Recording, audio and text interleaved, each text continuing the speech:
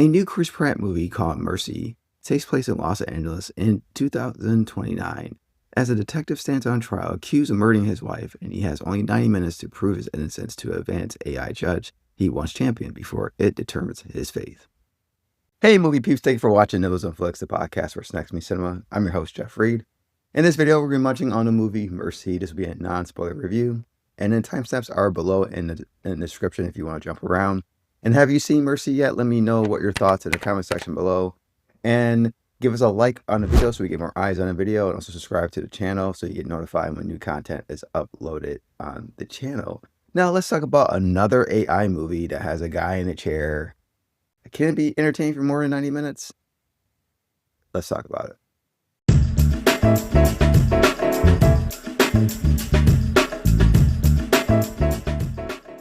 So when I saw the first look of Mercy at CinemaCon, it looked really dumb. And it didn't really get a good reaction from the audience, especially the movie theater owners are like, what the hell is this? Smell like shit, Rick. Do you smell shit? I smell shit. But Chris Pratt came out and he talked about the film and how they did the shooting on the film. He kind of explained, like, you're sitting with this guy and the movie actually immerse you as the audience into the movie, into these scenes. And he said the best way to kind of watch this movie was in 3D, which actually watching this film, I do agree with. So I wanted to know, how long can this concept of a guy that's on trial talking to an AI judge, how long can it last before it gets really tiresome? Well, let's get into it a little bit more of the background story of this movie. So the story starts give us a background saying crime in LA has gotten out of control. There's so many homeless people and court proceedings going on, lawyers holding up stuff in cases because, they got to get paid. But it just comes to a point where they have to figure out something to get rid of all these court cases. And when you got a high crime rate that's going on, how are you going to, trial all these people that are getting into these situations? So they invented this Mercy program in order to solve this problem. And the question is, can AI be a good replacement for court proceedings? I mean, there's really no sympathy, no feelings at all with AI. It just be really show you the facts and evidence. And if it feels like you are guilty, then you are guilty. There's nothing like sympathetic feelings at all when it comes to this. It could be a situation where someone's in something and it's like, oh, I kind of understand why you're in that. Okay, I'll give you a little slide for that. But not with AI. It's basically if you did it or you didn't do it. This movie is basically, can this AI court proceeding actually work properly? And that's where we find LA detective Chris Ravens, played by Chris Pratt, who was in favor of this program. And now he's on trial for the murder of his wife, and he has 90 minutes to prove his innocence to an AI judge named Judge Maddox, played by Ferguson. It becomes a race against time to prove his innocence and solve this mystery of his wife's murder.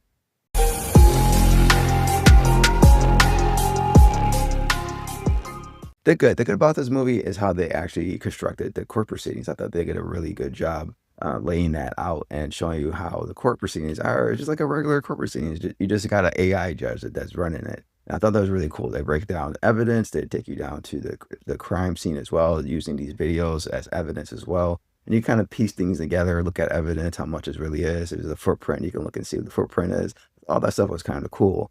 I also have like character witnesses and all that stuff. So is this basically just like a regular court proceeding, but AI judge is doing it. And you have all this unlimited evidence that you can look at, stuff that it can help you, stuff that cannot help you. And what I thought about this film that was very interesting is how they use the AI. It's very black and white. There's no gray. So it will use your character flaws against you if it thinks that it's a reason why you actually done it. And either you have to figure a way how to lower the probable cause or increase it. And if you increase, then, you're basically in trouble. But it shows your character flaws. Like if you have a drinking problem, it's going to say, hey, you have a drinking problem. Oh, you have anger issues too.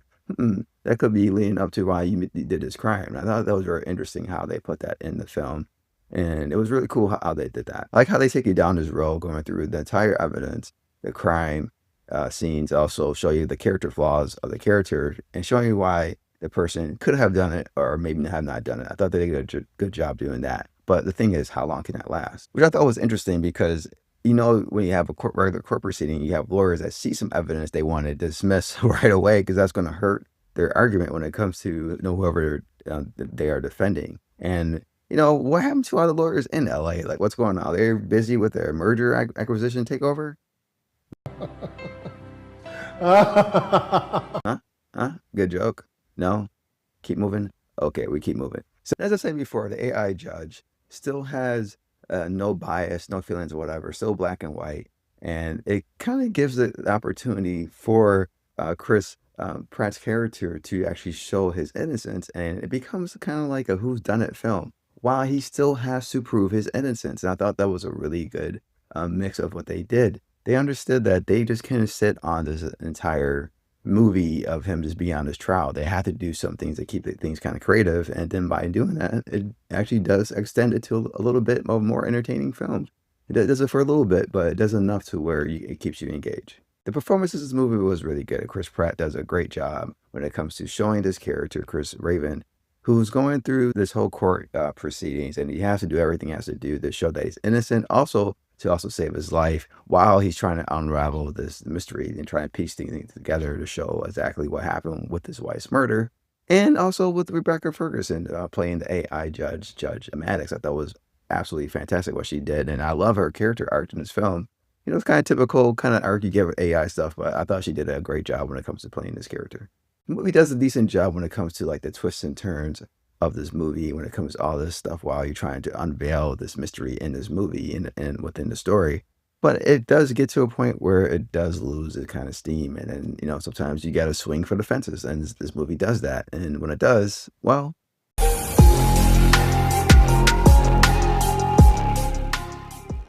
the bad thing about this movie, even though what they're going through all the evidence and they're going through all this stuff trying to unravel the mystery, it's still a slow burn. So if you don't like slow burn movies, this movie's not going to change your mind at all. It's very slow, but it's still like a fast pace where they're going through all this evidence and all these other people that they think that possibly did a murder. It goes through all that, but it's still a slow burn, and it gets to the point where it's very repetitive. And this film does it basically a lot in this film. Kind of loses the idea and the steam what it's trying to do in the second act of the film, and it just tries to just repeat the thing all over again. Maybe this character did it, maybe that character, maybe this and that. Oh, snaps! I did this. It's going to raise the probability or decrease it because of that. It does that a lot, so it goes back and forth a lot when it comes to that. That could be very cumbersome to some viewers of the film because it does take a time where, it's the same thing going on and over again. And if you don't like what's going on, it's going to continue and you could very tune out of this film sometimes. And that's because the story of the film is very generic. And once the film realizes it exhausts everything it was trying to do, it tried to introduce another side plot and it goes for a big swing. And I'm not going to say it was a complete miss, but it was a little hit, maybe a single, but it could have been done better. The movie does an okay job when it comes to like building tension and stuff like that when it comes to the AI and also our main character. But when it comes to the other characters in this film, they have action pieces and stuff like that, try to build tension with them. It doesn't really feel that much of like danger or high stakes at all. And that's because they really don't redevelop those characters. Like you don't spend that much time with them or trying to understand them, who these people are in order to feel any kind of way when they're in these scenes. And when it comes to the action pieces, I didn't like some of the shaky cam they did. They kind of do like a POV and shot when it comes to something because, you run around with the cop camera, stuff like that. And some of the action pieces they were doing with the sets and stuff had a lot of special effects to it as well and look fake sometimes. And like I said before, what they were trying to do would be high stakes when it comes to any kind of other film. But in this one, it just didn't feel that way because we didn't really have any development with the characters at all. The last thing about this film is that the movie is very predictable if you just pay attention and figure out, pretty quickly what's going on in this film and how it's going to end at the end of the film. And once you get there, you're like, yeah, that's pretty much, I figured out what's going to happen. And they try to do something else to make it more spiced up. And it's like, yeah, well, that usually happens anyway when it comes to law enforcement and court proceedings and all that stuff. So nothing really biggie there. Like I said, the movie feels very generic at times. And like that does have a good concept. It starts off really good. And I thought that the whole thing of taking the audience on this journey, how to piece together this mystery, try to put the things together when it comes to the evidence, seeing that this character, maybe he did do it, maybe he didn't do it. And all that was very good. But once that kind of, lose steam, it goes for a big swing. And, for some people, it may not work. Some people, I can see it does work. But I think at the end of the day, it's a decent film, but certain things when it comes to like not having characters developed, the secondary characters not being developed, the generic storyline, and just losing all the steam that it has in the first 2 acts is going to harm this film.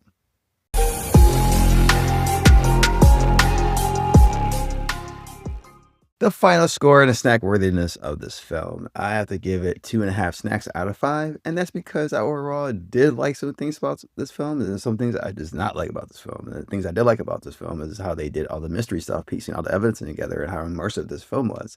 And also the performances of Chris Pratt and Rebecca Ferguson. I thought they did an amazing job playing their roles in the film. However, this film is predictable. It is a generic story.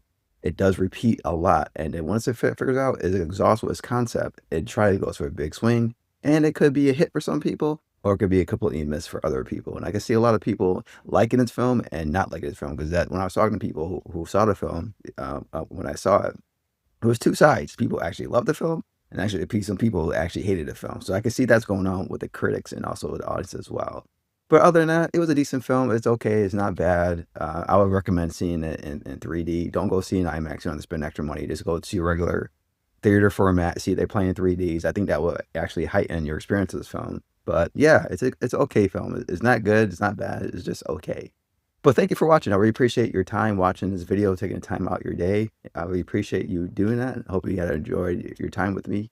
And give us a like on the video so we get more eyes on the video. Also subscribe to the channel so you get notified when new content is up on the channel. And I'll be doing a out of the theater and a review for Sent Help. I'll see that Saturday, so make sure you look out for that. And I'll break down any big news that's been announced throughout the week as well. So make sure you check the channel out for that. But till then, keep munching, keep watching good or bad films. But always keep it real. And I see you next video. Take care and goodbye.